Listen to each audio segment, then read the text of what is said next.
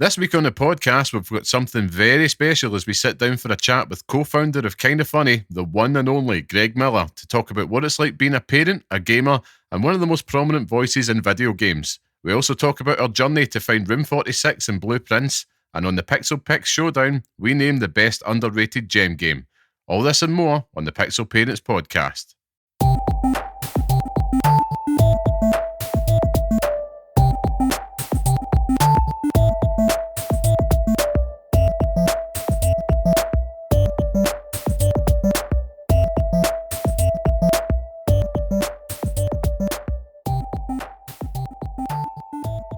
Hello and welcome to the next episode of the Pixel Parents podcast, the show that discusses all things gaming from the perspective of parents. I am your host, Liam Kelvin, and today I'm of course joined by the bearded one, Scott, the tastemaker Curry. How are we, Scott?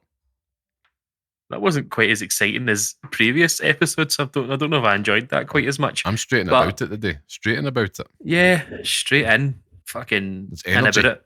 Do you know what? I'm pretty good. I'm lubed up. I've had ice cream before we started, so I'm lubed and I'm ready to go. Oh man, there's an image. It's been an exciting time, you know. Now that we've the people know, because coming to this episode, you know what's happened. What about it? You know, what about that thing? Well, yeah, it's been a pretty strange week. Yeah, cat's out the bag now. I mean, if you're listening to this, you know that we've got a very special main topic segment this week, and it's been quite something to keep that under wraps. And hope to Christ it didn't fall through, and it didn't, which we're pleased to say. That'll come obviously later in the main topic section of the show. There was a point before we done the episode before we done the interview where I was like, imagine it was a fake Greg Miller. Greg Miller from some other random place. But fortunately it wasn't, and he was very lovely. But getting back to me, you know, the most important part. I'm fine, you know, I'm good. It's been a good day. I've been making some progress, and yeah, it's been lovely. What about yourself? I'm good, yeah. Let's say I'm in the downward slope. In terms of, you know, ending one job and about to start the new one. Looking forward to that. It's all going to be all change, as I've mentioned before. But all that, I'm genuinely buzzing. Like, it's been a good week in general, like, outside of the podcast land. You know, the kids have been off school and nursery, and it's just kind of, we've settled into that holiday vibe a little bit, which is good, just having them about the house. And yeah, it's just been a good old time. And I feel like I've got myself back into a good swing of like kind of playing games, doing everything I need to do. I'm feeling quite rested and recuperated and chill. So yeah, long may that continue. And I have to say as well, everybody's just been really nice in terms of like getting in touch with us about the podcast over the past week. We celebrated our 1 year anniversary last week, and it's just been lovely just kind of getting to connect with lots of new listeners and people, particularly on Blue Sky, who are all just been smashing. So thank you very much for that. It does mean a lot. But this is a very special episode for us, you know, very special. And I'm looking forward to dig into that and also talk about a lot of video games this week, Scott. A lot of video games, which feels like it's been a rarity for me because I've kind of just been slowly working my way back up since the house move. So yeah, I'm feeling like I'm at full strength. I feel like it's the build up to Mania. That's all it is. It's just energy everywhere. Good energy. But we've got lots to talk about, and obviously we've got a big main event. So I think we should get some housekeeping out the road before we do that. So of course, for those listening, this is the Pixel Parents podcast, the weekly podcast by parents who game for those who do the same, where each week we discuss all things gaming whilst raising little ones. If you want to be part of the podcast, come say hello and share your thoughts with us at pixelparents.bsky.social on Blue Sky, or write to us at pixelparentspodcast@gmail.com. And if you like what you hear and you want to support the show, you can leave a 5-star review and, of course, share this podcast online with your friends. That really does help us out. And, of course, thank you to everybody that joins us each and every week. So with that out of the way, Scott, what have you been playing this week? I don't think it should really come as a surprise to anyone that, you know, the Grand Theft Auto 5 journey still rolls on. I'm happy to now say that I am officially 100% complete in the main story. Yes. I've done everything that needs to be done on that. I've got 2 trophies that haven't been done that the main story wants me to do, which is get 70 gold medals, which is still a fucking nightmare. Oof. I've got 55 of them, so 15 more to go. And I also had to be eaten by a shark, which you would think is really easy because, there's a lot of water in that game. But see, trying to find a shark, Oh, yeah. right? Find a shark is difficult enough. But see, trying to find a shark that'll actually eat you. Mm-hmm. Like, why is that so fucking difficult? Like, come on now. Like, there was a point, I've got a video of it and I'll post it. But there's a video that I've got with Franklin where I am literally trying to punch this shark in the face so it will eat me. And it's just like swimming right past me. Couldn't give 2 fucks that I'm there. But it was just like, I think after our conversation last week, because I was very hyped on, playing a certain Blue Prince game this week, which I did. I've done a lot of Blue Prince in this week. I don't really want to get too deep into it because I know you're going to want to talk about it as well. Right, okay. But we'll circle back I'll let you one. go. I'll let you go first with that. Okay. But to be honest with you, it is just a Grand Theft Auto 5 drive. I'm still kind of running through that. I've still got Assassin's Creed Shadows in the chamber ready to shoot, and about a million other games that now are going to come out because I've got Expedition 33 coming up. Yep. I still want to go and play South of Midnight. We've got Doom. It's just ridiculous. Yeah. I've also got games on my Switch that I now want to play. I want to go back and play Fire Emblem. I want to go and complete that. I want to go and play some of the Xenoblade games as well. There's not enough time and there are not enough hours in the day that exists for me to do this. But the only thing I want to do really is finish Grand Theft Auto 5 now. Now that I've got 100%, it's kind of been like, do I just continue? Like, do I do it and go for the Platinum Trophy? And I think that I've done enough now that if I was to step back and go, look, it's fine. Like, let's just kind of hold it there. But I've done too much. I'm too deep into it now that I might have to rope yourself into helping me, cheese a few of the points in Grand Theft Auto Online. But looking at the trophies, they all seem pretty doable. There's none there that I'm like, oh, come on. Like, I think I'm pretty close on a lot of them. So I'll just give it a go. And I've not played Grand Theft Auto Online since, a year after it released. Yeah. Like we stopped playing it around the heists. So yeah, I mean, it's going to be a completely different world when we go back to it. I think we tried to go back to it a few years back. I think we did. Just for a laugh. Maybe round about the time. It would have been, in fact, the heist. That would have been PlayStation 4, wasn't it? It was after that. We tried to go back to it recently, I'm pretty sure. Or fairly recently before the PS5 update. And it was like a new world on there. So I'm quite excited to get back and just have a go at it and see what it's like and see if I manage to actually not die a million times in it. But I mean, I'm game. I'm game for that. If let's just book a night in. We've got a little gamer night out next week. Actually, I'm forgetting about that. But we'll book a wee night in, do some Grand Theft Auto Online, and I can just be an absolute patsy for your crimes online. We can do that. Yeah, we'll do that. It would be great. That would be great. But apart from that, that is me. To be honest with you, nothing too exciting. Just kind of in a holding pattern for Grand Theft Auto 5 to be finished now. But I do want to have a chat about Blue Prince, so I'll let you go. Tell me your thing, and then we can get into the discussion about the prince that is blue. Yeah. Well, I'll keep that to the end, and we'll circle back round just for a little deep dive into Blue Prince because there's a lot to talk about on it. Like I mentioned off the top, I've been playing a lot this week. I feel like I'm back into a bit of a gaming swing. For lots of reasons, which I'm sure if you're listening, you could probably connect the dots as to why. So I'm just in a bit of a moment just now where I can play a little bit more, which is good. Probably off the top, I think one good thing that's happened this week is that I got my lazy ass in gear and I decided to finally charge the Switch, which I realised I hadn't done since I've moved in the house. So my son has obviously been dying to get back to Mario Odyssey. I've been distracting him with other stuff on the Xbox and the PlayStation just to play. Obviously, Astro Bot's still king, but he's back in amongst Super Mario Odyssey, and it's it's just great to sit and watch him, just sit and play it. He's still obviously handing me the Switch, so like, can you do this? Can you do that? And I'm trying to instill in them. It still, basically, if you can't figure it out, just turn around and go elsewhere. That's the beauty of that game. It's not so linear, but it's good to just kind of see him do that. And yeah, he's still absolutely buzzing to be kind of the thought of playing Mario Kart World together, which I'm really looking forward to. So yeah, that's right off the top, which has kind of just been nice peppering of stuff all around it this week. I'm still playing Assassin's Creed Shadows, of course. Still in love with that game. You all know where I'm at with it. You know, if you want an epic, beautiful open world adventure, a stealth epic in feudal Japan, just get it. You know, if you've got a PS5 Pro, double get it because it's the best looking game on that console. It just keeps giving, and this is still my happy place, even 30 plus hours later.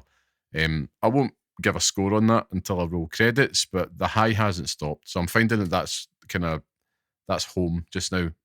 Been peppering stuff around it, and I'm coming back there, and I'm still thoroughly enjoying my time with it. And I really do. I've said this for a number of weeks now.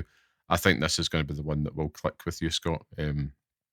It's fantastic, and I think you're going to be a Yasuke enjoyer. I really do, because you just get to bulldoze everything. It's lots of fun.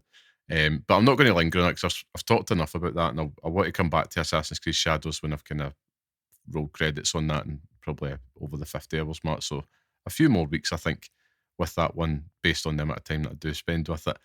I think as well, like, there's so many games. Like, you touched on it there. Like, there is so many games coming out just now, and it is absolutely, like, it's almost overwhelming, but it's great. We're absolutely spoiled for choice. Spring is king this year, it seems to be. Xbox Game Pass seems to be having its Jey Uso pre-Royal Rumble moment. You know what I mean? Just like, he's so over. He's giving it the goods. Everybody's kind of like, well, this thing can do no wrong just now.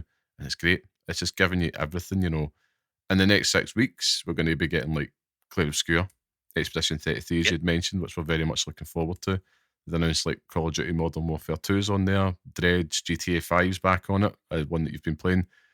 Even like SpongeBob SquarePants, the Patrick Star game, for the kids. That's excellent. It's getting added to it. I mean, for the kids, that'll be getting enjoyed in the Curry household, I tell you that. And the parents, it's a good time.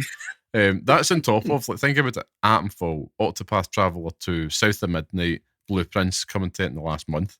PS Plus, they got Hogwarts Legacy, they got Blueprints, Lost Records, Blooming Rage, Tape 2, which I want to get back to as well. And then, as you'd mentioned, Doom the Dark Ages, but obviously as the resident Doom metal enjoyer here, particularly when it comes to Doom Eternal and 2016 with that in the horizon, man, we are eating good, I have to say. There's one huge omission.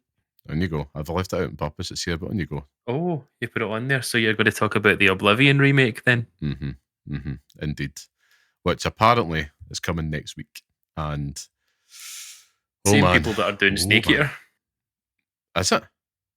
Yeah. I've not realised that. Well, that's make me... I think it is like Virtue or something, or Virtuous or something like that. Right, okay. Well, Virtuous Game or something. I'm pretty sure that's the same people that are doing the Snake Eater thing. Right, okay. Well, for those listening... I could also be wrong about that. Bear with me a moment, because co-developer Virtuous is opening a new studio in North South Korea, so... That's good. Yeah. That's good. Thanks for the VAR check on that one. Probably needed it there.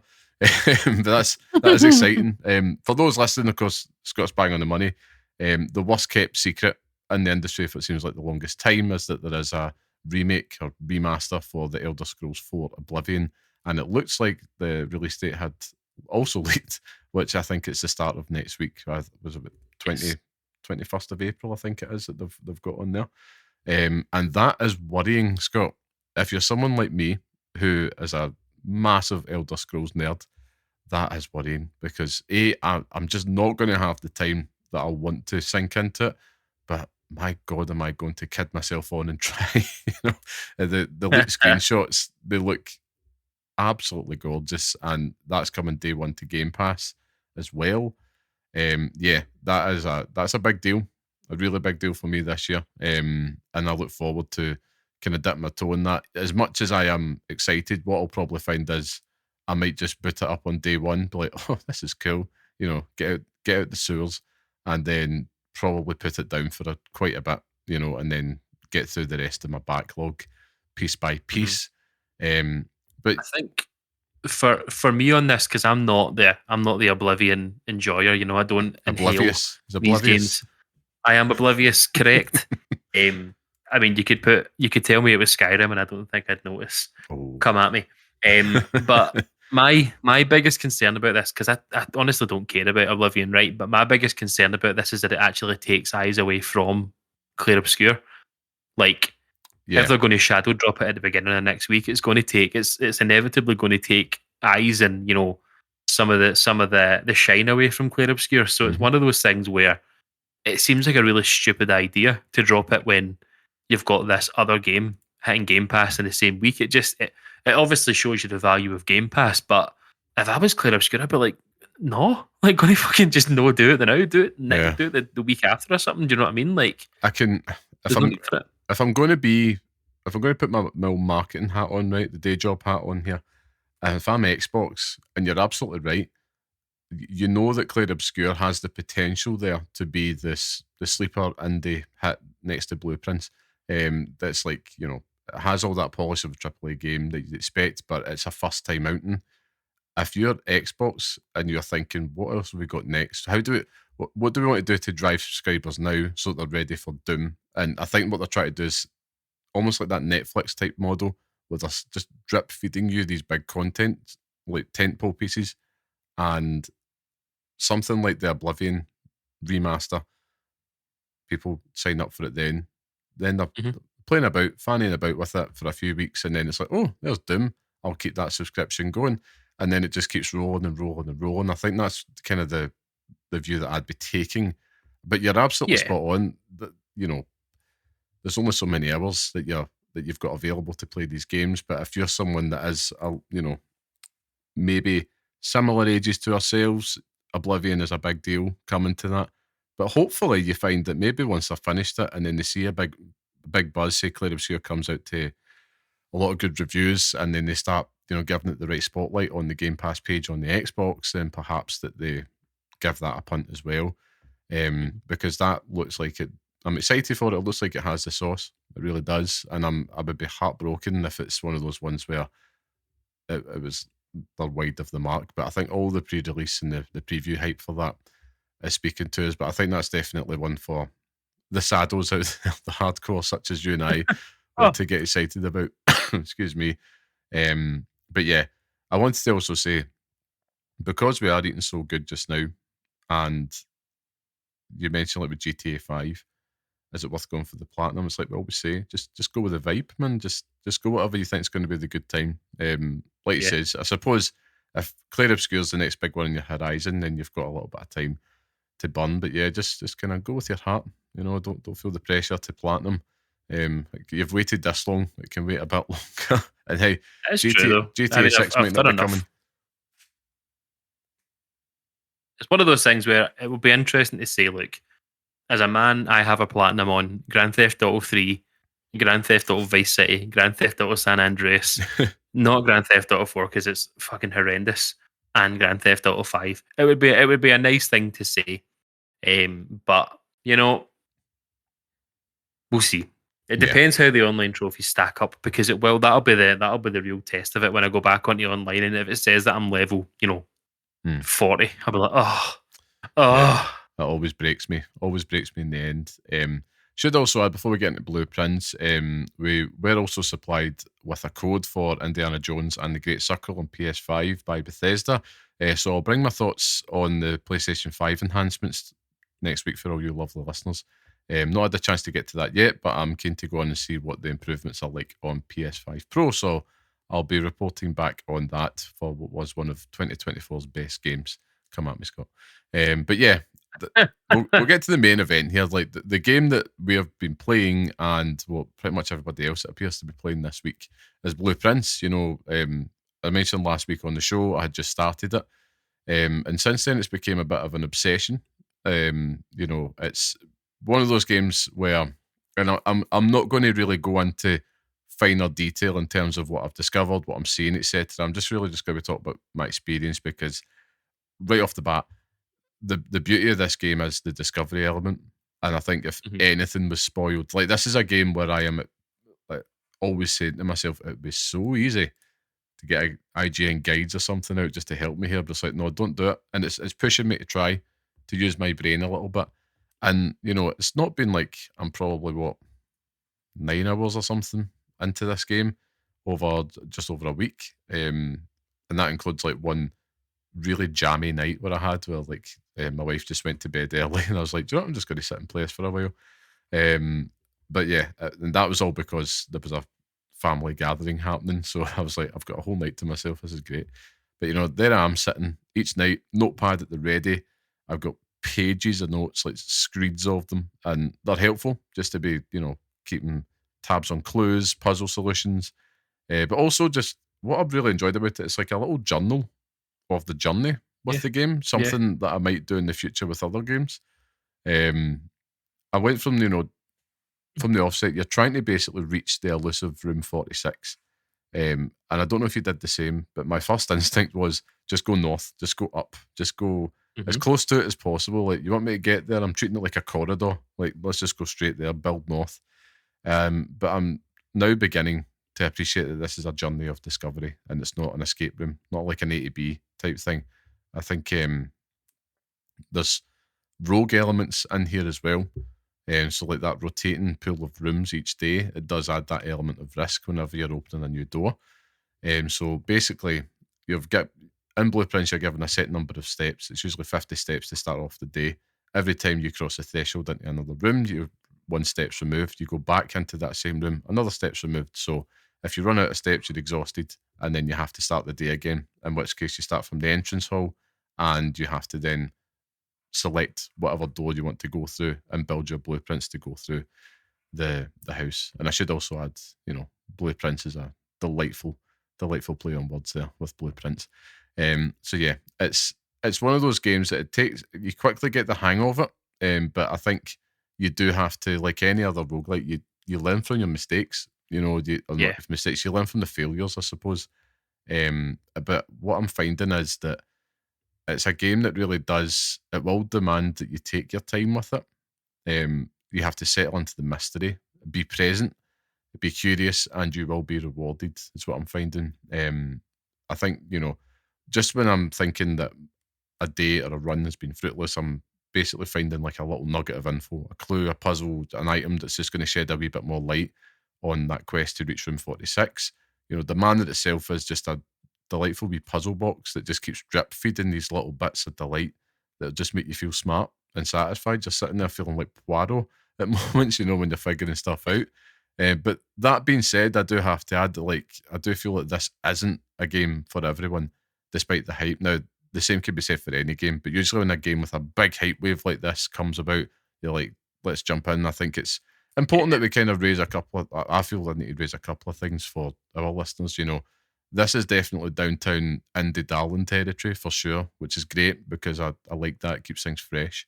I'm really loving it, but if you don't like taking notes, or if you don't like puzzles, or like that repeated structure of trying and learning through failure, avoid it. You know, it's the hype will create that little bit of FOMO, but you're going to have a bad time if you don't like any of those things. That's just straight off the bat. Being honest, it's also clear that to me that this is going to take some time.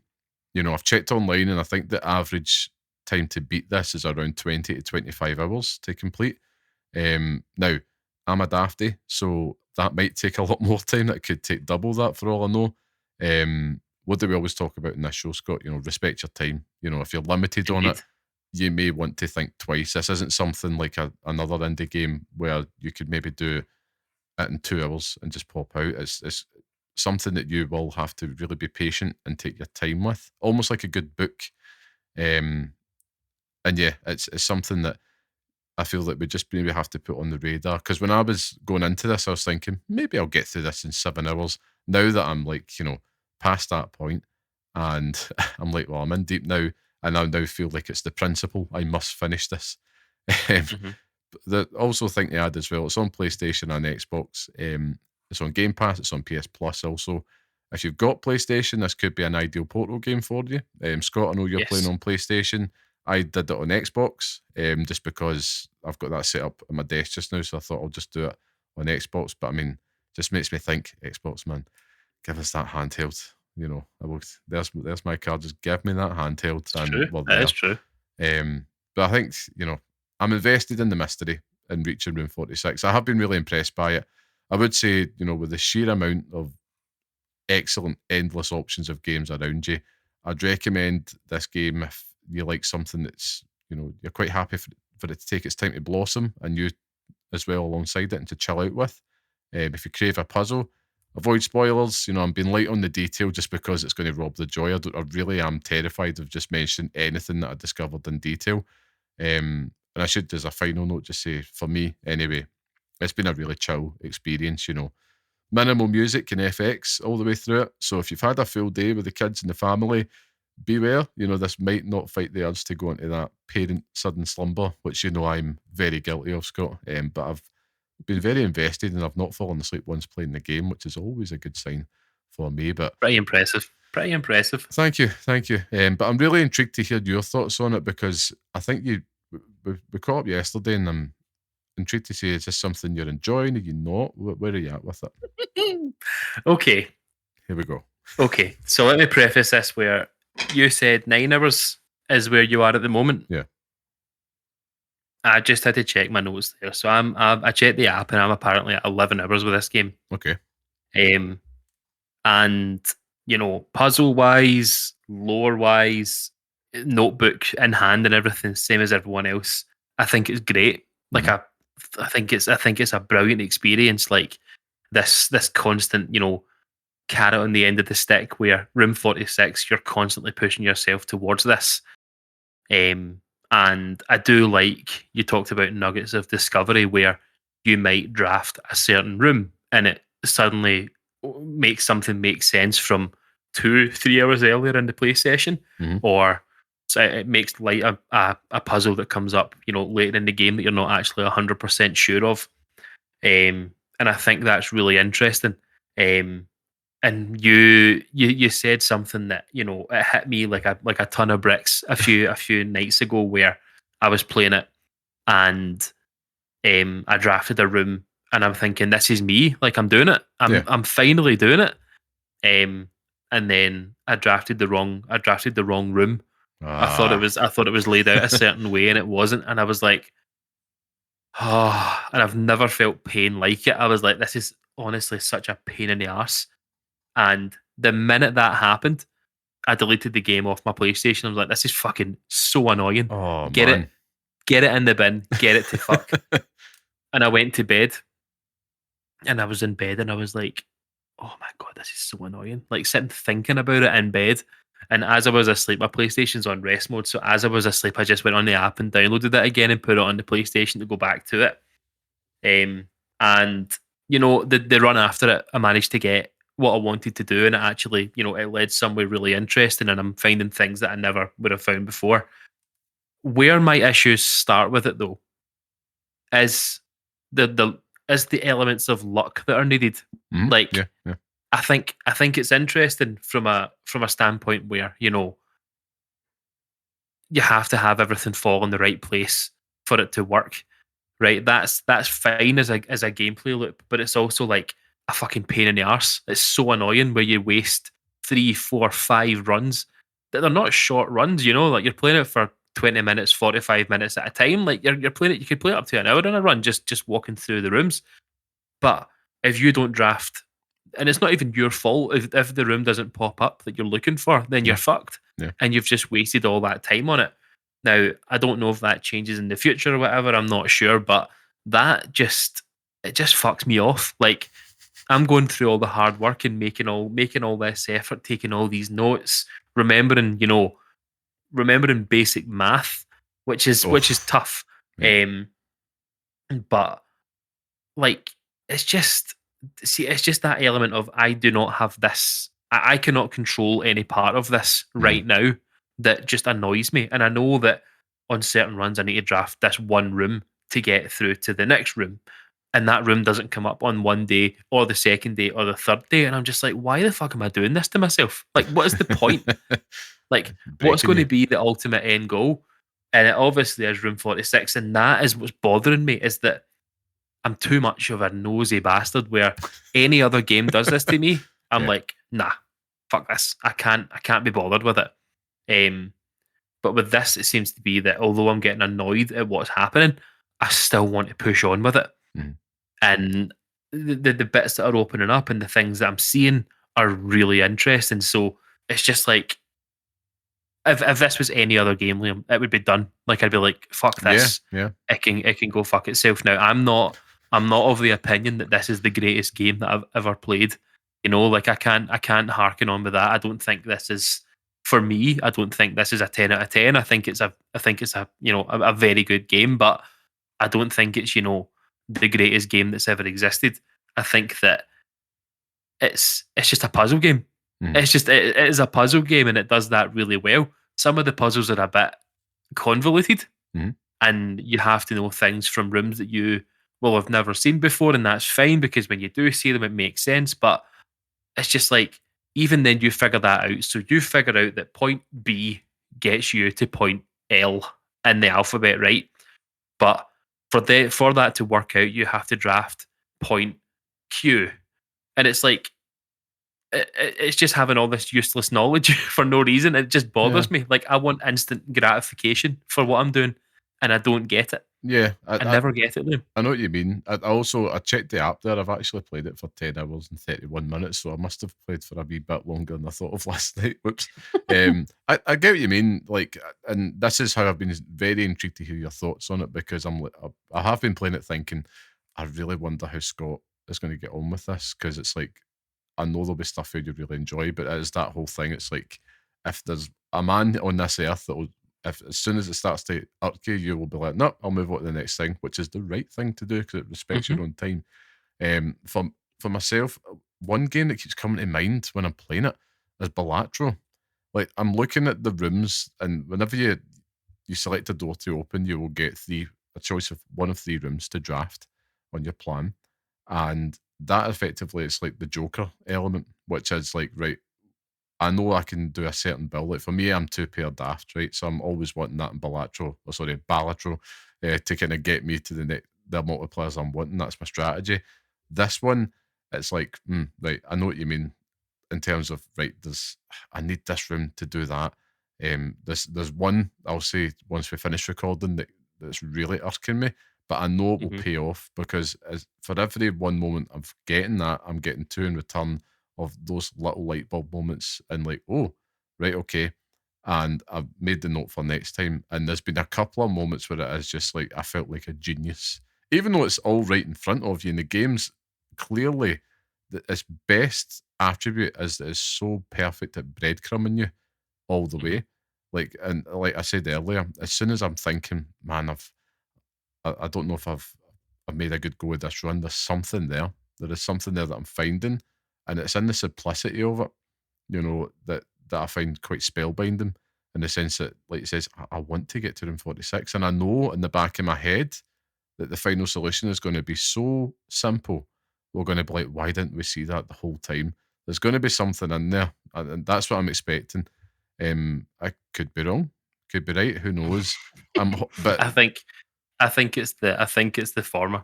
I think it's I don't think it's going to be simple. I think it's going to be one of these things where, from what you think initially, getting to one point of this to the next point, I think isn't the answer here. I think there's going to be something else, and that bothers me. Like, that annoys me. yeah, Um, but and it's also the keys and the Mhm, gems. Like, as if mhm, getting all the luck to find the correct doors isn't hard enough. You then have to make sure that you've got 4 million keys to open all these fucking doors, and then you've got one of the rooms that has more doors without actually entrances to the rooms. So you could waste four keys for no reason. It's a fucking pain in the tits. I got. It's just, Do you know aye. what? The difficult thing about that they're talking about this game, and it's for the benefit of our listeners to not go into detail, but I also don't want to do that with yourself, because it's like we'll have both have discovered things that might actually help each other in our journey. me personally, I'm like, I'm going full Benoit Blanc. That's me. I just want to try and figure this out on my own. And it's a little bit like that episode of The Simpsons where Lisa thinks she's going like Homer stupid, and everybody's solved that puzzle on the side of like the lunchbox thing, and she can't get it, and she's sitting there just going losing her mind when actually the solution is often just staring you in the face. And I know that there's so many little things in this game where I'm like, I'm suspicious of that. But yeah, it's something that if an average playtime to completion's around about 20 to 25 hours, we've basically got to play the same amount what we've already done again in the hopes of finishing it. Can you see yourself do that, Scott? Are you committed to get to room 46? I don't think so. I think that the time that I've played it now is probably going to be the time that I call it, because there's other games there that I want to play. And we talk about it a lot on the podcast and everything that about respecting our time. And this game, I think it wants to respect my time, but I can't respect what it's doing to me. It's making me so angry. And every single time that I'm playing it, I'm like, I could be playing something better. Like I could be playing something that I enjoy more, something with more action, something with, music, something with anything to do in it. It's just like a pain in the arse. There's moments in it though. This is the fucking frustrating part of it, where there are moments where I'm like, yeah, like I get it. And there was a moment a few nights ago where I managed to get the perfect run together and everything worked out. And then I was like, oh my God, like this is cool. But then it opened up an entire can of worms that I can't deal with. Like, yeah. It's like spilling Rice Krispies on the floor. Like, you're going to be finding Rice Krispies for fucking days afterwards. But it's almost just gets to a point where it's like, just leave it. It's the ants problem now, It's someone else's issue, and there's people that are smarter than me that will go through it. It's the Jason Schreier comment where he's talking about playing it for hundreds of hours, and you could do that. Quite easily fucking do that. And that's not because, the game has hundreds of hours of content in it. It's because you're playing it for 100 hours because you've not drafted the right room for 80 hours. Do you know what I mean? That annoys the living balls out of me. Like, there's no way to make that even a little bit easier. So if I don't see that progress that I'm needing by about hour 20, I'll have to make a decision, because it's like I don't see myself putting 100 hours into this game, nor any other game. Maybe Assassin's Creed, right? Maybe that, but I'm thinking over a long period of time. Blueprints, which is come out of nowhere for me, I'm thoroughly enjoying it, but stamina wise, and also like with all those other games I want to play, like I said, we have to be selective. We have to be, because when all said and done, when you've got the wee ones to bed and you've did all the rest of the chores about the house, and you've spent time with your partner, really it's like that 1 or 2 precious hours if you're lucky at the end of the night. It just depends, like, you want to get the notepad out. Right now the answer for me is yes, but I can totally see where you're at, and who knows, maybe next week I'll be at the same point as yourself. But like you says, the nosy bastard element is something that's very strong. People have to know. They do have to know. I have to know. But that sort of leaves me where I am at the moment. And next week I'll probably come back and be like, yeah, it all makes sense now. Like the penny has dropped, but not for now. Well done. Not for now. Well, I think it's time then for us to move on. Now, before we do, I just want to thank all the entrants and our winner for our Assassin's Creed Shadows giveaway, which at the time of this podcast going live will have been announced on our Blue Sky. So if you did enter, well, you should be aware because you've been tagged on Blue Sky. So congratulations, and thank you to everybody for entering in that giveaway. That really meant a lot. Should we guess? We've not drawn it yet, but should we guess who wins it, and then they can call it a fix? Nope, absolutely no chance. I'm not inviting that heat on us, Scott. No chance. It's so funny. But yeah, of course, I think everybody's been waiting for a long time now. So now it's on to the main event this week, where Scott and I sit for a chat with Kinda Funny's Greg Miller. So please get comfy, enjoy, and over to ourselves. And we are back. This week, we've got something truly special lined up for you. We're absolutely delighted, honoured, and still kind of pinching ourselves to welcome a legend in the gaming world, a trending gamer of the year, co-founder of Kinda Funny, and most importantly, a fellow parent, Mr. Greg Miller. Greg, welcome to Pixel Hello, Parents. Liam and Scott. How you doing? Hello. How are you guys doing? I'm great. How are you? Thank you for having me. Please, it's an honor to be here. No, it's a true pleasure. Yes, I know. I think it's an honour for us. I still remember the Liam phoning me when you sent the email back, literally shaking on the phone. I had my daughter in the car and he was so excited. It was the funniest thing I think I've ever heard in my life. Yeah. Well, I'm glad I mean that much to you guys. I'm happy to be able to do it. So much. Before we start, obviously, I want to say a big congrats to yourselves and the people at Kind of Funny for 10 years. I know you celebrated that back in January, so big congrats on that, and to yourself for your show in Chicago as well. Thank you. All the sort of footage and stuff from that has been very entertaining for myself as well. And also, again, as Liam has already said, thanks for taking the time to chat with us today. We know how busy things can be as a parent and also working full time, so it really does mean a lot.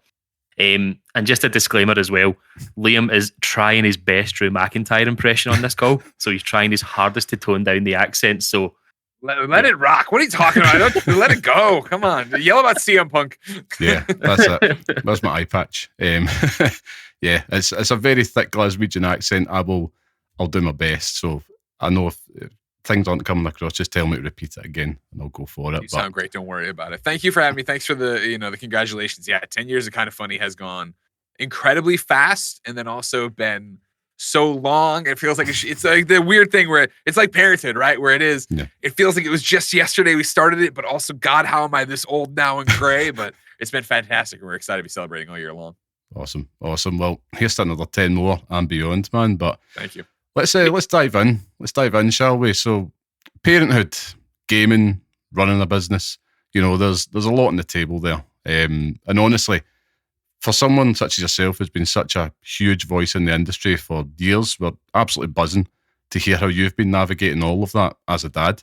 And so we've got some fun questions lined up for you today, Greg. So we'll kick off, just get straight into it, shall we? So, love it. Tell me, Greg, how has becoming a parent changed your perspective on gaming? Wow. Great question. I think, the blessing and the curse of parenthood is time management. And it is, I think, so easy to look at that and be like, oh my God, I have no free time. Oh my gosh, it's blah, blah, blah. And that's true. And I think leading into having been and being a parent, that was always something I knew would happen. And you heard people talk about it only from the negative perspective. I think having been and suddenly have it where every hour of the day is accounted for. Like there is no, like I just filmed Greg Way on the way to work today. And the joke is that last night, Ben went to bed at like 7:15 and I sat down on the couch and I was like, Jen, what do you want to do? And she looked at me, she's like, I'm up for anything. You haven't played games the way you like to play games in a while, so you should probably just go downstairs. And I was like, thank you. And I went downstairs and played 4 hours of Monster Hunter. And in that final hour, I was like, you know what? I should put a movie I don't care about on the iPhone. You know what I mean? It's like, that is an unheard of idea to sit there and have enough free time and bandwidth where I'm not like, just play as much as I can, Like I'm playing something that I'm so familiar with that I can have something running as well and listen to a podcast, watch a movie. That's crazy. But back to the question. The accounting for every hour has made it for me that now it is an experience needs to be not more meaningful, but more wholly enjoyable. And I think a lot of people would want to point to me and be like, we knew you're harder on games lately since you've been a parent. That's not what I mean. I mean that I have not thought about getting a cheap platinum trophy in a long time. I have not thought about realistically platinuming a game I love in a long time, because inevitably those games come with trophies that are grind this thing for 100 hours or do this thing for whatever. And that would have been it's a Tuesday night and I am going to sit here for 4.5 hours with a guide open and go through and get every collectible in the Callisto protocol, right? That's what I used to do for fun on a Tuesday or whatever. And now that I'm down there, it's like, well, no, I'm so backlogged, or I haven't played enough of this for review, or I'm on a deadline. Like those hours are accounted for, which on the one hand, I think you can go, oh man, especially if you're not a parent. Oh, I don't know if you would have made it into this podcast if you weren't. I think it's easy to be like, oh, that sucks. But in reality, I think that's such a blessing of like, I know what matters now. And it's the same thing like working here at Kind of Funny now. I say all the time, like, the best thing, if you want to, that anybody could do would be have a kid, because it really puts in perspective how much this doesn't matter.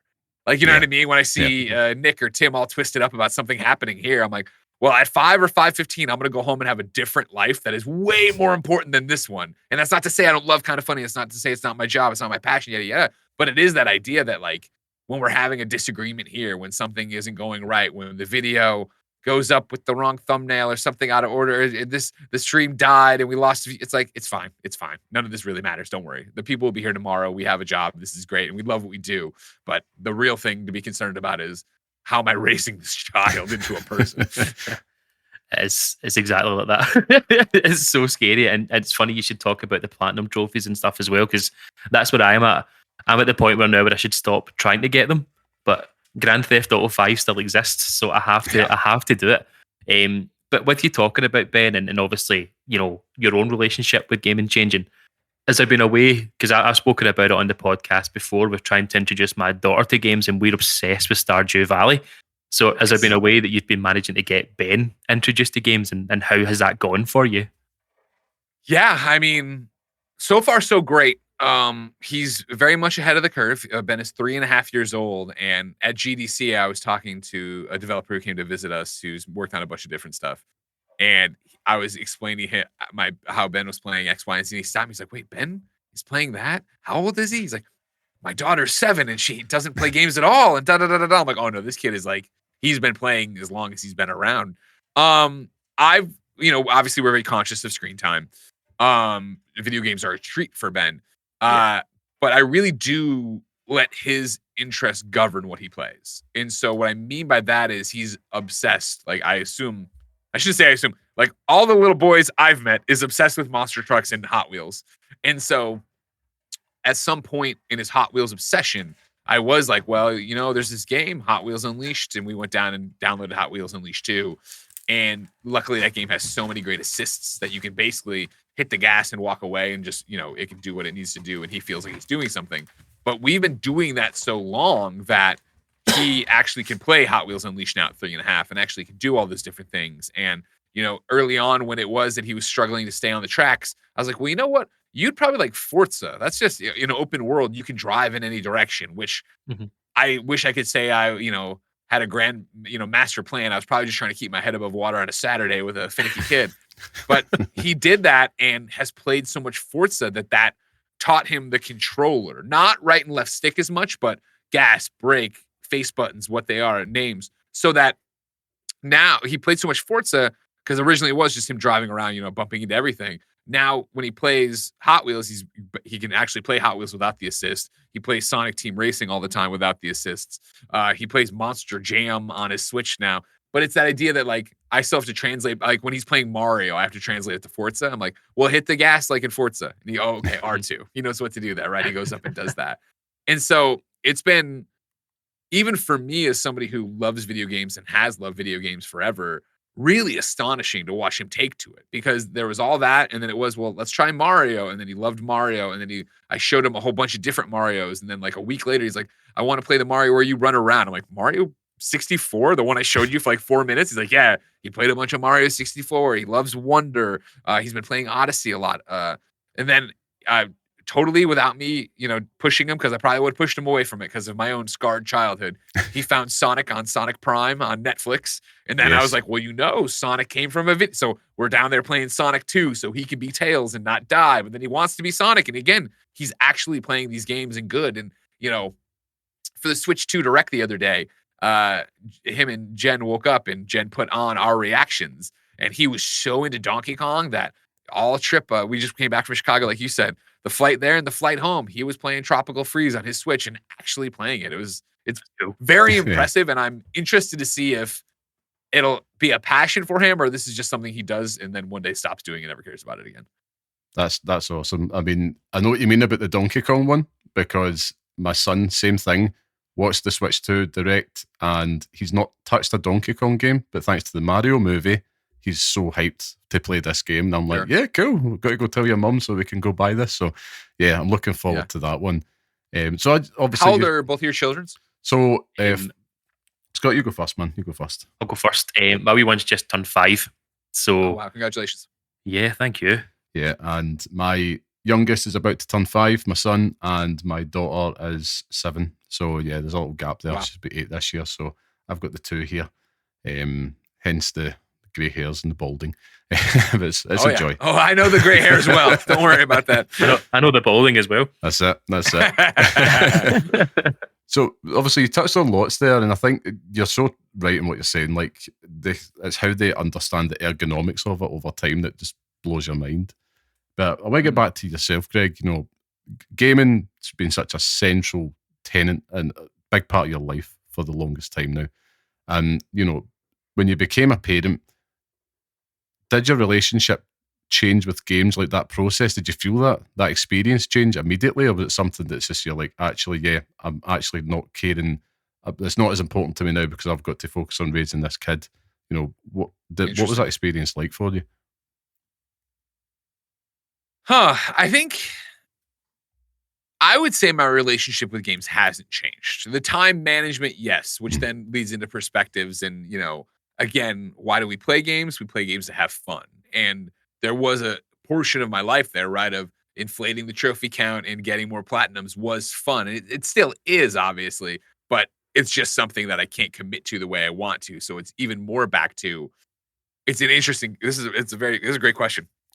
I haven't thought about this. I'm putting this together for the first time. I've noticed myself that I'm way more open lately, or at least in the Ben age of, yeah, I'll play that on Steam Deck. Yeah, I'll play that on ROG Ally X. Yeah, I'll play that on Switch. I'll do it on Xbox, and I'll use the cloud. And some of that must be tied to the fact that I've been freed from this trophy prison.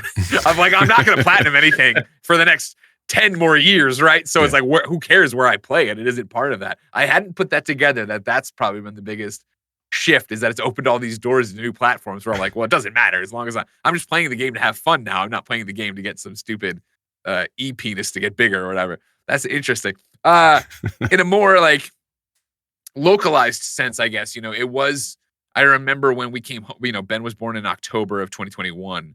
And when I came back from that, I remember there being a lot of guilt of when you first get thrown into this.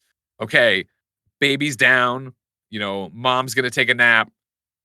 I could play games right now, but I could also wash bottles, and I could also do this, and I could meal prep, or I could that, and I could that. And I remember Jen having to stop me at some point and be like, go play games. Like, you know, like there's always going to be an infinite list of chores. And she was right. And to this day, it haunts me that every day there's a million things I see around the house, let alone the house itself, that I should be doing or could be doing. But it's like, no, you got to stop. Right. So again, I think it actually made gaming more important in a way where games are my life and have been my life forever, my entire life. But to again have them be a limited quantity again, where it is I can't just go and binge. You know what I mean? Like I look at my Monster Hunter save file from last night. I'm like, I finally crossed 60 hours. You know, I'm Hunter rank 69, and I'm like, these are embarrassing numbers. You know what I mean? You look at Monster Hunter World, where me and Jen were level 100 so quickly, and 120, 30 hours in, and like you look at this now, and it's like, well, those hours mean a lot, especially when you consider how many games I play for review and how many events I go to, and yada yada yada. But it's been an interesting change just in terms of putting gaming back on a pedestal. It honestly feels a little bit, I would say, and this is a weird one because, of course, my job on the other side of this door is talking about games, which is nice enough that I play games at work often. You know what I mean? Maybe not as intently as I want to because there is a meeting or a call or a thing or whatever. But it reminds me in a lot of ways of when I was a kid growing up, right? And you had to go to school and you had to come home and eat and you had to do your homework and then you could play games maybe. And it's that kind of thing again, where it's like, the maybe is, well, I'm going to fall asleep if I don't. I'm dying for sleep. I need to go sleep. But maybe I could push it tonight and get downstairs and play something. Yeah, it happens to us quite a lot as well. And we've spoken about falling asleep playing games. Liam does it quite a lot, to be honest with you. All the time. Yeah.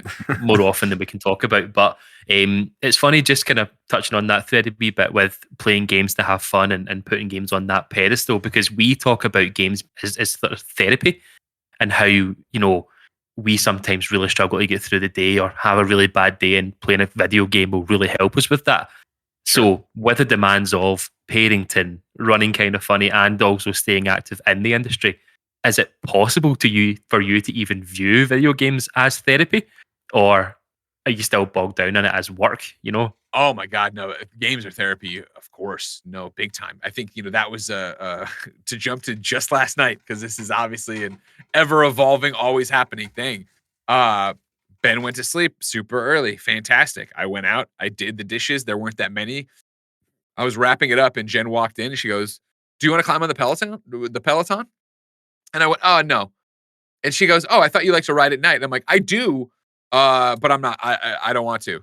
And she goes, "Just do 20 minutes." And I just turned and looked at her and went, "No." And it was that idea, right, of like, no. And she understood without me even vocalizing it, of like, I have had this carrot at the end of my day, right? It's at the end of the stick, the carrot of, I just need to get through all the chores and I get to play some video games. And so now that the goalposts have been moved up and we're already in the end zone celebrating, I am not adding another chore. I'm getting this chore done, and then I'm playing game. And like, that happens a lot with her and I, where, Ben takes a nap on a random Saturday, right? He's pretty much done with naps, but you know how it is sometimes. And it's like, oh, suddenly we have an hour to ourselves. What do we want to do with that? And Jen will be like, well, I'm going to take a nap, or I'm going to go do pottery, or I'm going to take a walk or a hike or whatever. And I'm like, I'm going to go play games. And the amount of times where I am exhausted, but going downstairs and playing games and being able to focus on that for an hour is what rejuvenates me. That is my therapy. You know what I mean? Getting to go do the thing I love and I'm so passionate about, right? As both a hobby and a job. Man, there's nothing better than that. So no, games are still very much therapy to me. Awesome. It's great to hear. This is all amazing insight. Also, I do apologise. I had to run backwards there because I've got a pet tortoise behind me, and he just keeps on making scratching noises. So I'm like, stop being rude. Greg's talking, so I just had to move. How big is he? Don't know about yay big. Not. Can you scoop him up and bring him to the camera? I want to see him. I'll put him on camera. Is that possible? If it's a hassle, don't worry about it. You can send me a photo later. He's run away. I'll send you a photo. He's run away though, and they're quite fast. Believe it or not. But yeah, getting back to it, we're touching on it now. Running Kind of Funny. You talk about games being therapy. But, running Kind of Funny will be such a demanding thing on your time day to day. One thing I think we'd be interested, and our listeners would be interested to find about is like, how do you, Greg Miller, balance being such a hands-on parent with leading what is a major gaming content brand as well? Great question. The balance has been, I would say, shockingly easy. And there's a number of reasons for that. I think the very front and the very start of the conversation is how good our team is.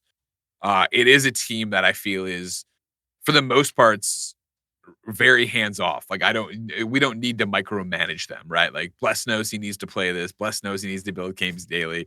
Barrett and Kevin know how to run the studio. Whether it works or not, that's a different conversation about whatever random day. Mike knows to do the streams. Andy knows how to do streaming and graphics, et cetera, et cetera, et cetera. Right? I could sit here and run through every person. So I think me having a child and being the first to have a child here, I've always thought of myself as the pace car. And I've said that too, where, when I took the time off, I disappeared for 3 months, right? And I remember talking about it with them of like, I need you to understand that I'm doing this not because I'm the boss or one of the founders. Like, I'm doing this, the 3 months off, not having a kid, because like, that's how it's going to be here. Like, we are a family. We are going to put your families first, right? Like, that needs to be that thing. And so again, I'd like to think that, as I rack my brain, I don't think I've lost my cool since having been. I've been stressed out for sure. And Roger's read the room and been like, "Do you need me to do something? Do you need what? You know what I mean?" And I don't think I've like, not that I ever blew up before Ben, but I think it was way easier of like, but it's 10 o'clock and we're not live. It's 10:05 and we're not live. And we said we'd be live at 10 and we're losing thousands of viewers. And like, that's internal monologue, right? But you see me ratchet up that way. Whereas now I like to think that when stuff goes wrong out there, I see Barrett get more ratcheted up than I do. I don't think it's cool, man. As long whatever we need, however much time we need, da da da da da. You know, and same thing for reviews and embargoes and stuff like that. Like, I come from IGN and I come from the journalism school background, and man, at IGN we hit those embargoes. That's what we did. Yeah. Da, da, da. And like here, especially when we moved Games Daily or Games Cast to being daily, it was initially very like nails on a chalkboard for me of like, wait, we're gonna be live every day at 11, no matter like we're not gonna pre-record reviews to hit a 7 a.m. embargo. If that's a review embargo day, we'll do it at 11. Like that was crazy, but I knew it would work, and it works, and everybody shows up. But it's like there's those things of just letting go. I'd like to think, you know what I mean? I feel that's what it's given me in terms of perspective, in terms of not being a better manager or being a better employer, but being a different one, having more perspective on it, right? And then again, trying to set the tone for what it's going to be around here. It is you get the call from I get a call from school, of course, but we wake up and something's gone wrong. Ben's sick. There's some random thing going on. It is hey, scramble the jets and we'll figure it out and put whoever out there. And it doesn't matter if I was going to do that or there was going to be this review. Like, we'll figure it out. Well, I'll make it work. And so again, I think I said the first thing would be the staff, but it really comes down to the staff, right? Of like what we've built here, who we've built. And again, the authenticity and relationship we have with the audience. I think if it was that you were just at IGN, it was, in my time, very much I would describe it personally in some respects as a meat grinder. Not the work, but the people are showing up to eat the sausage and they didn't care how it got made. So they were there for the review embargo. They wanted the review. They're not even reading the bylines. They're scrolling down to see the number and then argue about what IGN thought. Whereas for Kind of Funny, it is, hey, Tim's on his honeymoon. Nick's going to take a vacation. Andy got this great opportunity to go to Japan. Like, we share that with the audience, and then they're like, oh, that's why those people aren't here, or that's what's happening. The same thing for bad things. Oh, Ben's sick. Oh, well, Ben's sick, and Greg is not going to do that thing, and it's totally fine. He'll stream the game later, this, that, or the other, blah, blah, blah, blah, blah. Like, they get that on a personal level, I think, which, again, does such a great job of displaying what this company is and who our audience is, and then, the team we've built around that. Definitely more authentic. I mean, coming at it from a listener perspective, it's definitely something that we appreciate because it feels real. It's not like you're pushing things out. Is that this family aspect really does hit home, and you can see that through all of them. You're all best friends, which is class. But you have been a major figure in gaming for years, for as long as me and Liam have known each other. I'm old. Listen, but do you? Yeah. Well, before you go, just got to say we met at what you would call journalism school, so we're also journalism graduates as well. So yeah, all got that in common, I suppose. When you go to school. But no, it's just to find out if you think Ben will see you as cool when they actually realise what you do. Because I talked to my daughter about my job, and she literally could not care less.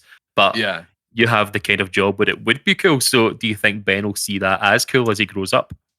I can't imagine he will, right? Like, I think that's the joke I always talk about, where it's like, I imagine it when Ben gets to whatever age it is and is at school, like when he mentions it to his friends will think it's cool that I have access to games and travel the world and go play them and yada, yada, yada.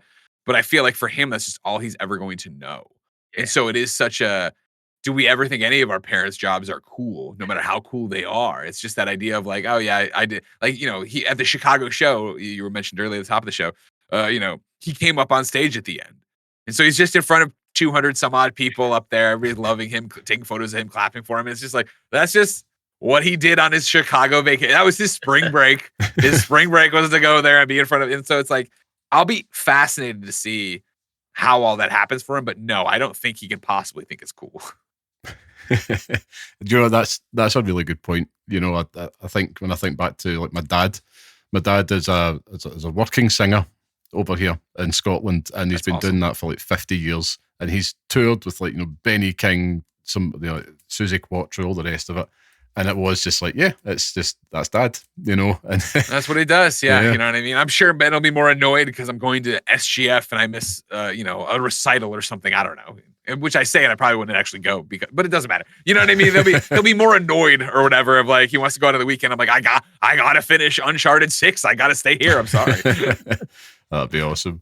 Well, Greg, obviously we know we're wanting to kind of keep things on time here for you today, so I'm going to hit you with a last question, and it's a good one, I think. So finally, what is your one piece of advice you would give to parent gamers who want to keep their passion alive whilst also raising a family? That's a great question. I think as every answer I've given you is long-winded, this will be as well. But I think one of the great misconceptions that I get from developers, so many developers, I don't know why, listen to our shows and I love them, appreciate them, and thank them for it. But I get the conversations from them all the time, like, oh my God, like, how do you play so many games still? Once I had a kid, and I'm like, my case isn't normal, right? Because I get to play at work. I can't block out an afternoon, an entire day, take myself off everything to make sure I play something for review, which I do often. Yeah. So it's like, that's a cheat code already.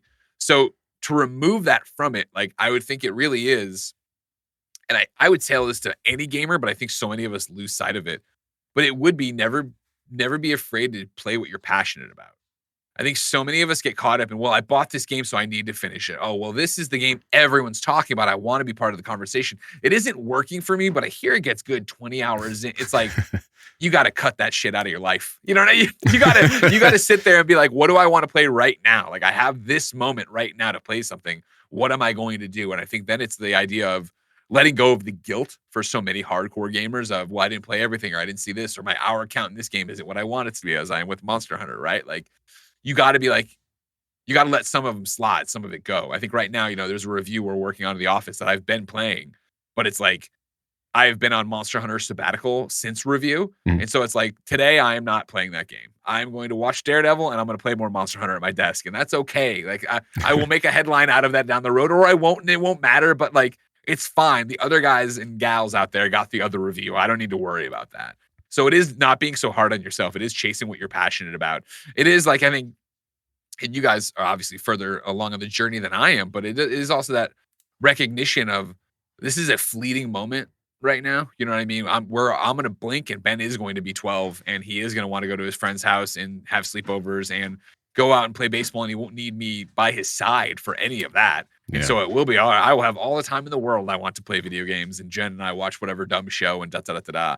And so I try to give myself up to the moment here a lot of, okay, like, I'm sure you get it all the time too, if you're as chronically as online as I am, but I get the TikToks of like, whenever I'm having a rough day, I imagine I'm a time traveler and I've come back here and I get to live this one day with it. And it's like, that's so cheesy, but also so good. Yeah. Because there are those days where it's like, man, Snowbike Mike is streaming whatever, and I would love to be able to. I remember but it is that thing of like, well, he would give anything to trade places with me. And so it really is, let's go to the playground and play in the sand pit and be a bunch of goofs and tire you out, so I'll play later. But also really enjoy this moment that'll be gone before I know it. And again, I have to remind myself, even right now, where, when Ben's like, let's play video games. And I'm like, yeah. And we go downstairs and he starts playing something. And then I bust out the Portal, or I bust out the Steam Deck. And then he looks over, what's that? And I'm like playing some really complicated game. And I'm like, this is boring. You wouldn't like it. But he still wants to. And I was like,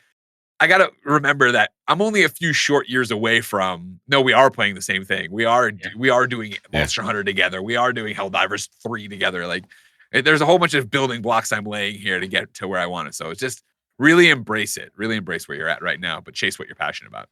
I love that. That's outstanding advice. Yeah. And I know what you mean. When it comes to like my son, he's more interested in games, and it's any game that's complicated, he calls them scary games. So he's like, you playing a scary game? Like, yeah, you don't want to see this.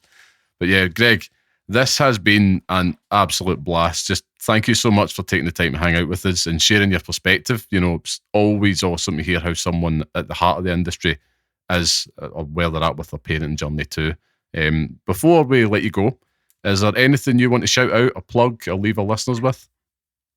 Sure, of course, we're Kind of Funny. We're all about live talk shows, and we've been doing that for 10 years now. Each and every weekday, we start the day with Kind of Funny Games Daily, roll into the Kind of Funny Games Cast, then maybe give you something like In Review, where we rank and review every Alien vs. Predator movie, and then stream some video games. If you enjoy any of that, please head over to youtube.com/kindafunnygames, or of course podcast services around the globe to get our content and keep the dream of this 11-person small business alive.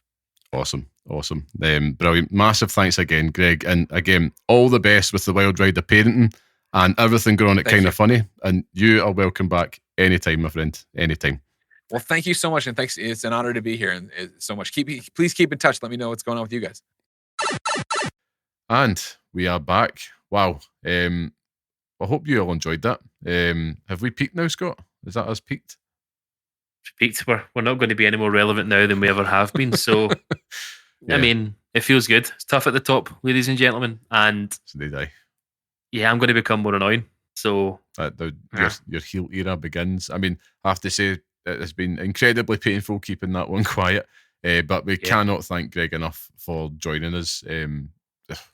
As well, can I just say, what an awesome guy, really. I mean, for him to give up his time to a pair of unworthy dunderheads such as ourselves, it speaks volumes for him, so we appreciate him. It was amazing just getting his insight and experience as a parent, gamer, and business owner. I thought that so much of what he was talking about really resonated with a lot of what we've been chatting about since the start of the podcast, and I thought that was interesting to hear him, echo and add to everything, we all think about in juggling being a parent first and finding time just to fit in that passion for gaming. And also we now know that parenting is the real scourge of platinum in games. So yourself and Greg share that in common. It's true. It is totally true. Imagine the games that you'd be able to platinum without children, though. So I didn't actually start platinum in games until we'd had the wee one, to be honest with you. So yeah, but I don't think that echoes around the whole gaming community. I've seen many members of the public that harken on about their platinum progress. So, but he explained it very well. It's like what did he say? It was like an online phallus or something like that, like swinging your online dick around or something like that. Yes, like it's just ridiculous. So he's right. He is right, and maybe that calls time on my Grand Theft Auto journey. We'll see. We shall. But I have to say that was a absolute dream come true. Of course, the nerves were there beforehand speaking to Greg, but somebody we've all followed throughout his career. And he was just so down to earth, genuine, a model guest, a total pro. So Greg, you're a gentleman and a scholar, and we look forward to seeing you again down the road. Welcome back anytime. So Scott, I think we should move on. That also, of course, means that it's time for the Pixel Picks Showdown, where each week we each pick a game from the chosen theme and decide which one deserves to live on in the hallowed Pixel Picks list, which is our definitive list of the best games we recommend and pass on to the next generation of gamers. So last week's theme was Survival Sandbox game, with Minecraft becoming the latest addition to the list. Now this week's Showdown, we are debating what best underrated gem game we think should feature on the Pixel Picks list. Now, it's always last week's winner goes last. So Scott, you're going to have to do a coin flip whilst you're doing that. It's me. I'll go first if you want. You go first then. I should also add that this is kind of like phase 2 now of the Pixel Picks Showdown. We mentioned it a few weeks ago that the genres are starting to get a little bit beige. They're very straight and to the point. So what you're going to find is each week now, they're going to start to get a little bit more funky, a little bit more fun. And what we're trying to do is to keep things interesting and make sure that we can try and avoid as many times as possible us having the same vote. So underrated gem game, what the hell does that mean? It's basically something that we consider to be underrated. Do we have scientific proof that it is? Probably not. But I'm probably imagining it's something that's going to be like with a Metacritic score under the 90s. It's going to be something that either didn't sell as well as you would expect, or it's something that, we can at least evidence that not a lot of people had got the chance to play. However we want to justify it. But Scott, what's your honourable mention and what is your pick this week, good sir? I'm glad you explained what the underrated part of it was supposed to be, because I was glad, because I thought you were going to ask me to do it, and no, saved you. I don't want to be on that train. This was a really fun one, actually. I say this because before the episode started, I was like frantically trying to Google some of the stuff that I wanted to talk about, because I've had these games in my mind for a while since you mentioned it, to be honest with you. And these are games where I've played them and it's one of those things where I think I'm not the only person that's ever played these games, but I'm always surprised that there are more people in the world that have played them and that have really enjoyed them and things as well. But my honourable mention for this week is a small game called The Saboteur. Oh, right, yes. This was the it was the game that was in black and white. So it was a Nazi game where it was sort of like Assassin's Creed, where you took control of this guy, Sean Devlin. He was an Irish guy in Paris. So it was an open world Paris, and you basically had to go and liberate it. So you played it initially in black and white. So if it was controlled, Nazi occupied area was controlled, then it was all in black and white. And when you liberated them, it became colourful and things. I just remember playing this back in the day, and it was like, this was mind blowing when I played it, and it had this really cool art style and really cool story where you get to kill Nazis all the time. Excellent. It had an excellent stealth mechanics and stuff like that as well, like sneaking around, and that always gets a great win for me. I just have this memory though of like the soundtrack and it being really immersive, where even now I'm still like, I wish they would re-release it in a way, or give me a way to play it again. I'm not sure if you can play it on the Xbox, but it is one of those games where it probably hasn't aged very well. However, it's one game that I think that I'm not the only person that's ever played it, but I'm always surprised when I see people talk about it, because I remember buying it and being like, why did I buy this? I had really cool box art, and I just remember being like, this is cool as fuck. And then playing it thinking this is excellent. So yeah, that's my honourable mention for this week. I think it's obviously one of those games, but kind of going into the reason why it was underrated though. I remember it released with quite a lot of bugs, and the studio eventually got shut down. So yeah. I mean, I don't think we're going to see much in the way of the Saboteur 2. And sort of continuing on that point of studios that have been closed down. My pick for this week, and I'll be surprised if it's not your pick for this week, is actually The Order 1886.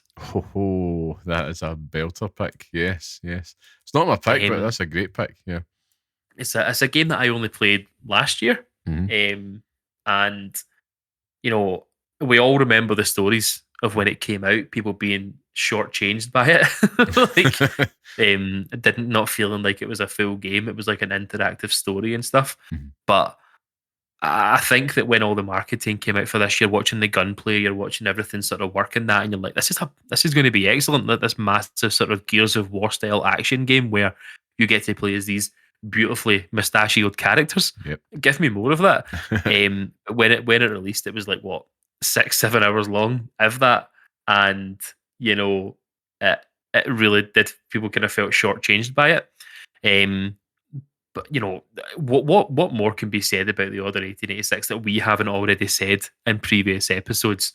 It is gorgeous, and even now, we're talking about a game that came out in 2000 and I'm going to Google it right now before I forget. 14. This came out in 2000 and was it 14? Oh, yeah, it was 14. Yeah, it was 2014 now. Yeah. So, came out in 2014. We're 11 years now past that, and it is still impressive to look at. The gunplay in it as well. I think that we don't say enough, but the gunplay in that game is phenomenal. In fact, I stand corrected. It was actually 20th of February 2015. Well, stand corrected. 2015. So 10 years, only a year out, but it still stands up to this day in terms of its gunplay and stuff as well. And the story, like, it's still it hurts still because it did just end. Like the game gets you to a certain point where you think it's going to take you on this massive worldwide, kind of world sprawling epic, and then it just ends. Yeah. It's like, oh, right, okay, that's just what happened. But it's one of those games where if Ready at Dawn were not completely obliterated, then it's one that would be ripe for a sequel. I think that it is an IP that deserves that treatment, but it's never going to happen. But through word of mouth for yourself, it was one of those games where you should play it. You should play it. You should play it. And I never wanted to do it. And then when I finally done it, I was like, this is fucking excellent. It's so cool. And yeah, so that is why it is my pick for this week. I think that it's one of those games where it's underrated kind of from the get-go, to be honest with you. And I think it should be one of those games that everyone should experience, because it is an experience. It's a roller coaster ride. Yeah. But just doesn't have an ending. It takes you up to the top of the roller coaster and then it hangs you off the edge, but you just never come down.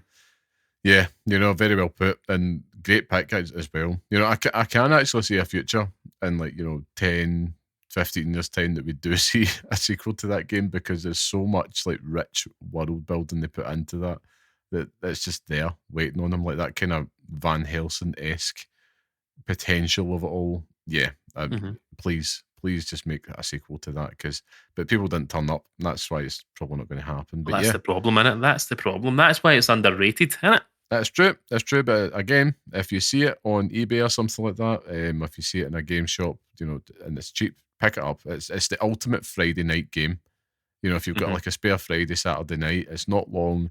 You'll have a blast, in and out, no bother, and you'll be pleasantly surprised. But yeah, no, great pick. I'll move on to mine, shall I? So I'll go straight into my honourable mention, which is definitely an underrated gem game for myself, but I think a lot may agree. For me, it was Enslaved Odyssey to the West. For me, Ninja Theory, they've always had the sauce.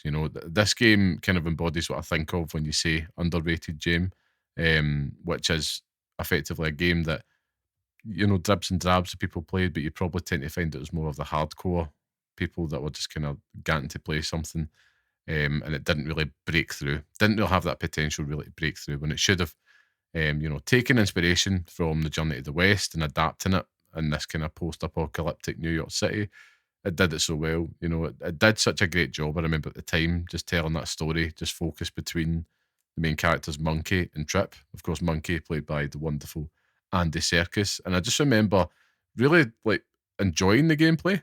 I wouldn't really say it was anything earth-shattering, but I enjoyed it. It mixed up that platforming and, the crisp action with that staff and stuff. And while by no means I'm saying it's a 10 out of 10 game, at the time, it was a beautiful and solid game that I think everybody should have checked out, because it had something about it. It was a special game. And I just remember seeing that quickly getting discounted, and I was like, oh no, it's in a bad spot. So it's not enough people watched it, played it, should I say? And it was a great time, but that's why it's only on the mention. It's not one of the games that I've played. It's always been one of those games where the box art always interested me. Yeah. And I was always like, that looks interesting on the shelf and I need to play it. But I never did. So yeah. And it's one I've seen people talk about on YouTube videos all the time and stuff as well. Yeah. Do you know, it is worth actually going and checking out something about it, even if you've not played it. Because let's face it, it's a 360 game. It's probably going to be quite hard to get your hands on just now with that store closed. So it's probably worth just checking it out on YouTube if you're bored one night. I was fortunate, my little sister got me it as a Christmas present year it came out. So I remember sitting there in the January, just I'll boot this up, and just been totally pleasantly surprised by it. So I've got nothing but fond memories playing that. But for me, my pick this week, this game feels like it is an underrated gem. It's the underrated gem for me. And it's Marvel's Midnight Suns. I'm going to take you on a journey now, right? Okay, you ready? So I was strapping. I was so skeptical of this game when it was announced. I remember talking to you about it, to the point of disappointment, because it wasn't the Marvel game that I wanted, but at least at the time, I didn't know it would be the Marvel game that I needed. I felt a bit the game was let down overall by the marketing of it, and kind of like a cautionary tale of hitting your key messaging right from the off. All I heard when it was announced was Card Battler. That's all I heard. And then the reviews started to come in, and me being a weak-minded fool, I thought, let's take a punt, and I'm so fucking happy I did, because the game is the total package and a timely reminder of why I love Marvel in the first place, and that basically is simple. It isn't and shouldn't just be everything Marvel should be MCU adjacent. It sits outside of all that. And it's very apparent as soon as you boot it up. You know, the game effectively you're playing as the Hunter, which is a new character that you will create. And you're basically leading a group of Marvel heroes to stop Lilith, you know, the mother of all demons. Simple as that. It quickly becomes apparent, you know, that the game, you know, it's not a card battle. It's not what you thought going in. It's a, you know, just a turn-based tactical RPG that makes use of a card draw system to kind of shake it up, which is very interesting. But it's one of the most odd and addicting gameplay loops I've ever played. And every part of me saying this shouldn't work. Something feels so off about it, but at the same time, the more time you spend, you're like, this is absolutely brilliant. And yeah, it's like this weird blend of RPG, deck building, and character stories that works. You know, in between missions, you're going to be spending a lot of time in the Abbey, and you're going to be growing a stable of, you know, characters and getting to know them, and their stories start to get fleshed out, and it works. You know, in between everything, you're going to be basically talking to the likes of Nico Minoru, Blade, Captain America, Wolverine, Spider-Man, Captain Marvel, Scarlet Witch, more could go on. It's just such a, in the end, just a really meaty, deep, rich game that really does challenge you to let go of the MCU perception of characters and go along for the ride. And what turns out to be a real celebration of the characters and drawing on a wider history. If you can make it past the initial hour of seeing the design, basically you're going to boot it up, you're going to see Iron Man and Doctor Strange, and it's going to hit you like a ton of bricks because it's like post MCU, you just expect to see them in a certain MCU style, and they're not drawn from that. They're drawn from comics. They're trying to make something on their own, which is great, and I respect them for it. If you can get past that, you'll have a game that you will champion and love forever. I absolutely guarantee it. And even though it did get great reception on release, the reason I'm saying it's an underrated gem is because it is a gem and it's not rated by the wider gaming populace out there, because this is a genuine, you know, 4.5, 5-star game. You know, it really is, like, and it's something that you will lose dozens of hours in just getting to it. Once that gameplay hook gets its like hooks in you, man, it's really hard to put it down. It's really hard to put it down. It's a game that I actually went back to this year at one point, or just in the last few months anyway. And I thought, no, I can't do this to myself again because I'm just going to be here for donkeys. Fantastic. It's just got everything that you want. Story, challenge, addicting gameplay. Yeah, that's it from me, to be honest with you. There was a period of time, you know, when that game released, that I was convinced that you were on the payroll of Midnight Suns because you were the champion of that game. Mhm. Like, you were the only person in the world that I knew that had played it and was playing it. So much so that you managed to get me to play it for a bit as well. And I totally echo the same sentiment as you, that you get through the first few hours and get past that, you know, that strange feeling of not seeing the characters as you know it. And there is a game there that people will really, really vibe with and really enjoy. It's got this really cool combat system as well. Like, it's not just your standard, you know, tactical nonsense. There's environmental hazards. You've always got like wee objectives during the fights as well that kind of spur you on at the same time. So there's this constant dangling of things to do. And then you've got the hub world. You've spoken about the Abbey as well, that if you've played a Mortal Kombat game in recent years, you'll know of, you know, the single player stuff. What you do is your character, you get to roam around and open up certain areas and stuff like that as well. It's really, really well done. And yeah, I totally agree with you as an underrated gem. It's funny because I said I thought you would pick the order, but I've actually wrote at the end of my notes games that Liam might pick, and I put Midnight Suns on there. So that was the first one. I knew for a fact you were going to do it. Yep. It's interesting though, because this is the first time in quite a long time that we haven't had the same game in all picks. Like, no duplicate picks for honourable mentions or the actual main pick itself. It's a tough one here because we actually do have to now think about who's going to win, and it's not just, you know, flip a coin and hope for the best. No, I think the good thing is, and the beauty of it is that it's two games that we've both played. That's the other rarity here, which makes it a little bit easier to have a gentlemanly debate. Thought, now, can I start? Because I think I've got the answer. I've got the early answer. So you have I've the floor. Answer you have the floor. For me, if we were looking at it from the point of view of, what is the better experience in terms of visuals and everything, is the Order 1886 without a doubt.